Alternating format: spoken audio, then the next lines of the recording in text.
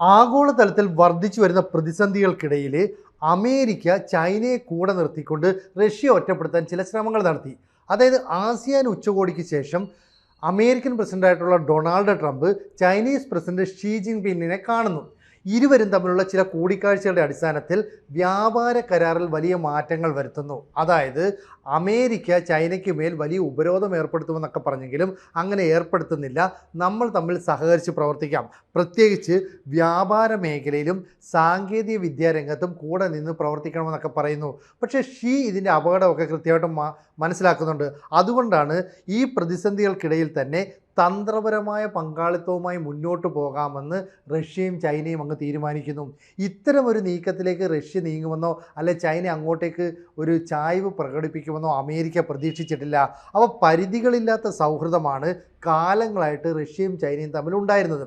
പക്ഷേ റഷ്യ ഉക്രൈനുമായിട്ടുള്ള യുദ്ധം നടത്തുന്നു, എണ്ണ വിൽപ്പന നടത്തുന്നത് അമേരിക്കൻ ഉപരോധത്തെയൊക്കെ മറികടന്നാണ്. അവിടെയും ഇന്ത്യയും ചൈനയും ഒക്കെ വിലക്കിയിട്ട് റഷ്യ ഒറ്റപ്പെടുത്താൻ ശ്രമിക്കുന്നു. അങ്ങനെ സാങ്കേതികപരമായിട്ട് പറഞ്ഞാൽ ഒരുപാട് പ്രതിസന്ധികൾ, ഒരുപാട് സമ്മർദ്ദങ്ങളിലാണ് റഷ്യ നിൽക്കുന്നത്. അവിടേക്ക് കൂടുതൽ പ്രതിസന്ധി ഉണ്ടാക്കാൻ വേണ്ടിയിട്ടാണ് ട്രംപ് ഷീയുമായിട്ട് കൂടിക്കാഴ്ച നടത്തുന്നത്. പക്ഷേ ഇരു രാജ്യങ്ങളും തമ്മിൽ, അതായത് റഷ്യയും ചൈനയും തമ്മിൽ ഇപ്പോൾ പരസ്പര നിക്ഷേപത്തിൽ ഊന്നി പരസ്പരം സഹായിക്കാൻ അങ്ങ് തീരുമാനിക്കുന്നു.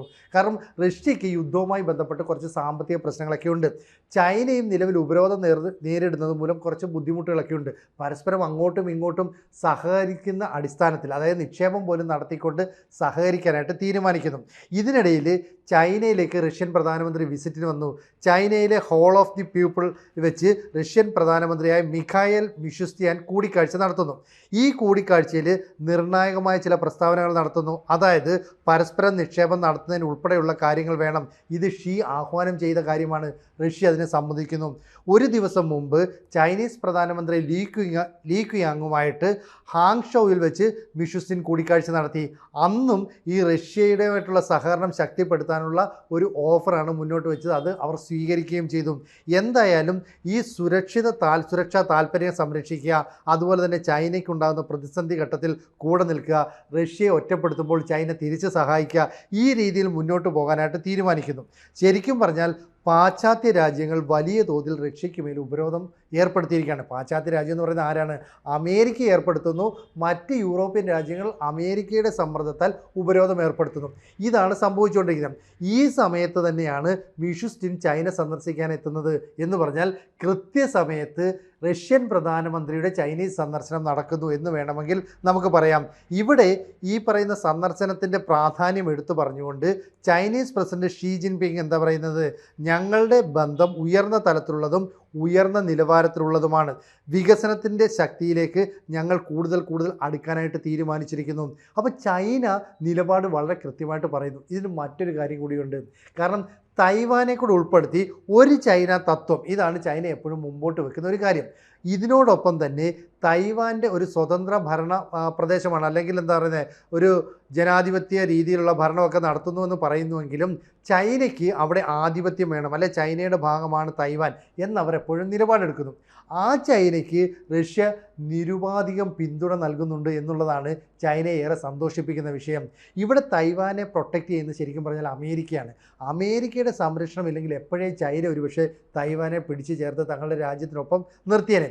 ഇവിടെ ഇത്തരത്തിലൊരു സഹായം ചെയ്യുന്ന റഷ്യയുമായിട്ട് ഏത് തരത്തിലുള്ള ബന്ധത്തിനും ഇവർ സഹായത്തിന് അല്ലെങ്കിൽ സഹകരണത്തിന് തയ്യാറാണ്. അപ്പോൾ കൂട്ടുകെട്ട് കൂടുതൽ ദൃഢമാക്കുന്നതിന് വേണ്ടിയിട്ട് തങ്ങളുടെ തന്ത്രപരമായ നീക്കങ്ങൾ ചൈന നടത്തുന്നുണ്ട്. ഇവിടെ ചൈനയെ കൂടെ നിർത്താനായിട്ട് ട്രംപ് ശ്രമം നടത്തുന്നത് എന്തിനാണെന്ന് വെച്ചാൽ ഈ റെയർ എർത്ത്സിൻ്റെ കയറ്റുമതി നിർത്തിവെക്കുമെന്ന് ചൈന പറഞ്ഞു. അമേരിക്ക ആദ്യം പറഞ്ഞു നിങ്ങൾക്ക് മേൽ 150% താരിഫ് ഏർപ്പെടുത്താൻ പോകുന്നു. ചൈന ഒന്നും മിണ്ടിയില്ല. ചൈന തിരിച്ചു പറഞ്ഞു ഞങ്ങൾ ലോകരാജ്യങ്ങൾക്കൊക്കെ റെയർ എർത്ത്സ് നൽകും, പക്ഷേ അമേരിക്കയ്ക്കുള്ള കയറ്റുമതി അങ്ങ് നിർത്തുക എന്ന് പറഞ്ഞാൽ ഈ അപൂർവ ധാതുക്കളില്ലെങ്കിൽ ഇലക്ട്രിക് വാഹനങ്ങൾ, ആയുധങ്ങൾ, ഇലക്ട്രോണിക്സ് ഉപകരണങ്ങൾ എന്ത് വേണ്ട, അമേരിക്കയിൽ നടക്കുന്ന ഒട്ടുമിക്ക ഉൽപ്പാദന നിർമ്മാണ മേഖലയെ സ്തംഭിപ്പിക്കുന്ന ഒരവസ്ഥ ഉണ്ടാകും. അതുകൊണ്ട് ചൈനയുമായിട്ട് സഹകരിച്ച് മുന്നോട്ട് പോകണം. ഇതാണ് ട്രംപ് ഈ ചൈനയെ കൂടെ നിർത്താൻ പറ്റുന്ന ഒരു തന്ത്രം. ഇതേ സമയത്ത് തന്നെ അമേരിക്ക ഇന്ത്യയുമായിട്ട് 10 വർഷത്തേക്കുള്ള സുപ്രധാനമായ പ്രതിരോധ കരാറിലും ഒപ്പിടുന്നു. എന്തിനാണ് ഇങ്ങനെ ഒരു കരാറിലേക്ക് ഒപ്പിടുന്നത്? കാരണം സൗത്ത് ചൈന കടലിൽ, അതുപോലെ തന്നെ പസഫിക് മേഖലകളിലൊക്കെ തന്നെ ചൈനയ്ക്ക് വലിയ സ്വാധീനമുണ്ട്. ആ സ്വാധീനത്തെ ഒന്ന് പ്രതിരോധിക്കണമെങ്കിൽ ഇന്ത്യൻ നേവിയുടെ സഹായം വേണം. അങ്ങനെ ഇന്ത്യയുമായിട്ട് പരസ്പരം സഹകരിച്ച് സൈനിക മേഖലയിൽ, പ്രതിരോധ മേഖലയിൽ, സാങ്കേതിക വൈദഗ്ധ്യം ഷെയർ ചെയ്യുന്ന കാര്യത്തിൽ ഒക്കെ തന്നെ ഇന്ത്യയുമായിട്ട് സഹകരിക്കുന്നു. അപ്പോൾ ഒരേ സമയം ചൈനയെ എതിർക്കാനായിട്ട് ഇന്ത്യക്കൊപ്പം സഹകരിക്കുന്നു.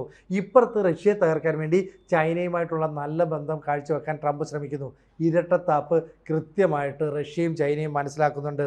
ഇപ്പോൾ പുടിന് ഉക്രൈനുമായിട്ടുള്ള യുദ്ധത്തിലേക്ക് പോകുന്നതിന് മുമ്പ് തന്നെ ചൈനയുമായിട്ട് ഒപ്പുവെച്ച പരിധിയില്ലാത്ത പങ്കാളിത്ത കരാറുണ്ട്. അപ്പോൾ ഇരു രാജ്യങ്ങളും തമ്മിൽ ദീർഘകാലത്തേക്കുള്ള തന്ത്രപരമായ ഐക്യത്തെ ഉറപ്പാക്കുന്ന കരാറാണ്. ഈ കരാറിന് അപ്പുറത്തേക്ക് കടന്നു കയറാനാണ് ട്രംപ് ശ്രമിച്ചത്. പക്ഷേ ഷീ ഇത് കൃത്യമായിട്ട് മനസ്സിലാക്കിയിട്ട് പറയുന്നു, ഞങ്ങളും റഷ്യയും തമ്മിലുള്ള ബന്ധത്തിന് എത്രയോ കാലത്തെ പഴക്കമുണ്ട്, ഞങ്ങൾ ഒരുമിച്ചാണ് എല്ലാ കാര്യത്തിലും നീങ്ങുന്നത്. അപ്പോൾ ഉഭയകക്ഷി വ്യാപാരത്തിൽ നേരിയ കുറവുണ്ടായത് അമേരിക്കൻ ഉപരോധം കാരണമാണെന്ന് ചൈന മനസ്സിലാക്കി. അതുകൊണ്ട് പരസ്പരം അങ്ങോട്ടും ഇങ്ങോട്ടും നിക്ഷേപം നടത്താനായിട്ട് ചൈന തീരുമാനിക്കുന്നു, റഷ്യ അതിനോട് സഹകരിക്കുന്നു. മാത്രമല്ല ഈ റോസ്നെഫ്റ്റ്, ലൂക്കോയിൻ തുടങ്ങിയ എണ്ണ കമ്പനികൾക്ക് മേൽ റഷ്യ വലിയ ഉപരോധം ഏർപ്പെടുത്തി. അതോടുകൂടി ചൈനയ്ക്കും ഇന്ത്യയ്ക്കും ഒന്നും അവിടെ നിന്ന് എണ്ണ വാങ്ങാൻ പറ്റാത്ത ഒരു സാഹചര്യമുണ്ട്. ഇപ്പോൾ ചൈന പറയുന്നുണ്ട് ഇതൊക്കെ മറികടന്നുകൊണ്ട് ഞങ്ങൾ കുറച്ചു കാലം കഴിയുമ്പോൾ റഷ്യയിൽ നിന്ന് എണ്ണ മേടിക്കാമെന്ന്. അപ്പോൾ റഷ്യയുടെ ഈ തന്ത്രങ്ങളെ ചൈന സപ്പോർട്ട് ചെയ്യുകയും കൂടെ ചെയ്യുമ്പോൾ ട്രംപിൻ്റെ ആ ഒരു പിടി അല്ലെങ്കിൽ ട്രംപിൻ്റെ ഒരു മുൻതൂക്കം അത് പൂർണ്ണമായിട്ടും നഷ്ടപ്പെടുകയാണെന്ന് പറയാം. ഇവിടെ ഷീയും അതുപോലെ തന്നെ ഡൊണാൾഡ് ട്രംപും തമ്മിൽ കൂടിക്കാഴ്ച നടത്തിയപ്പോൾ അല്ലെങ്കിൽ അതിനുശേഷം റഷ്യ തീരുമാനിക്കുന്നുണ്ട് ചൈനയും മോസ്കോയും തമ്മിലുള്ള ബന്ധം കൂടുതൽ ദൃഢമാക്കണം. അതിനു വേണ്ടിയിട്ടുള്ള പ്രവർത്തനങ്ങൾ, പരസ്പരം സഹകരിച്ച് മുന്നോട്ട് പോകാനുള്ള നീക്കം ഇതെല്ലാം തന്നെ നടത്തണം. അപ്പോൾ റഷ്യയുമായിട്ടുള്ള ബന്ധത്തിന് നൂറ്റാണ്ടുകളുടെ പഴക്കമുണ്ടെന്ന് ചൈനീസ് പ്രസിഡന്റ് ഷീ തന്നെ വ്യക്തമാക്കുന്ന ഒരു സാഹചര്യത്തിൽ അമേരിക്കയുടെ നീക്കങ്ങളൊന്നും ഫലപ്രദമാകില്ല. മാത്രമല്ല പല വിഷയങ്ങളിലും ഇരു രാജ്യങ്ങളും തമ്മിൽ നേരത്തെ ധാരണയുള്ളതാണ്. അതുകൊണ്ട് തൈവാൻ വിഷയത്തിൽ റഷ്യ ചൈനയെ സഹായിക്കുന്നു. എണ്ണയുടെ ഉപരോധ വിഷയത്തിൽ റഷ്യ ഒറ്റപ്പെടുത്തുമ്പോൾ അവിടേക്ക് ചൈന ചെല്ലുന്നു, നിക്ഷേപം നടത്തുന്നു, അവരിൽ നിന്ന് എണ്ണ വാങ്ങാനായിട്ട് തയ്യാറെടുക്കുന്നു. ചുരുക്കം പറഞ്ഞാൽ ലീ കിയാങ്ങും അതുപോലെ തന്നെ മിഖായൽ മിഷുസ്റ്റിനും തമ്മിലൊരു കൂടിക്കാഴ്ച നടത്തുന്നു. ഷീയും മിഷുസ്റ്റിനും തമ്മിൽ മറ്റൊരു കൂടിക്കാഴ്ച നടത്തുന്നു.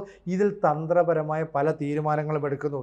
ഇത് ശരിക്കും പറഞ്ഞാൽ റഷ്യയും ചൈനയും തമ്മിലുള്ള ഊർജം, കൃഷി, ഹരിത മേഖല, എയറോസ്പേസ്, ഡിജിറ്റൽ സമ്പദ് വ്യവസ്ഥ എന്നിവയ്ക്കൊക്കെ തന്നെ പരസ്പര സഹകരണത്തിലൂന്നിയ വലിയ വളർച്ച ഉണ്ടാകും. അപ്പോൾ ട്രംപിന് അല്ലെങ്കിൽ അമേരിക്കയ്ക്ക് തലപ്പത്തിക്കൊരു അടി കൊടുക്കാനുള്ള നീക്കമാണ് ഇപ്പോൾ റഷ്യ ചൈനയെ കൂട്ടുപിടിച്ചുകൊണ്ട് നടത്തുന്നത്. അങ്ങനെയാണെങ്കിൽ ഈ അമേരിക്കൻ തന്ത്രങ്ങളെല്ലാം തന്നെ നിഷ്പ്രഭമാകും എന്നാണ് ഇവരുടെ മുന്നേറ്റത്തിലൂടെ കാണുന്നത്. അപ്പം ആഗോളതലത്തിൽ വർദ്ധിച്ചു വരുന്ന പ്രതിസന്ധികൾക്കിടയിലും റഷ്യയും ചൈനയും കൂടി ഒന്നിച്ചു ചേർന്ന് പ്രവർത്തിക്കാൻ തീരുമാനിച്ചു എന്ന് അവർ പരസ്യമായിട്ട് പ്രഖ്യാപനം നടത്തുന്നു. ഇത് ട്രംപിനുള്ള കൃത്യമായ ഒരു വാണിംഗ് ആയിട്ടാണ് ലോക നേതാക്കൾ വിലയിരുത്തുന്നത്. കൂടുതൽ വാർത്തകളും വിശേഷങ്ങളും നിങ്ങളിലേക്ക് എത്താൻ ABC മലയാളം സബ്സ്ക്രൈബ് ചെയ്യുക, ബെൽ ബട്ടണും അമർത്തുക.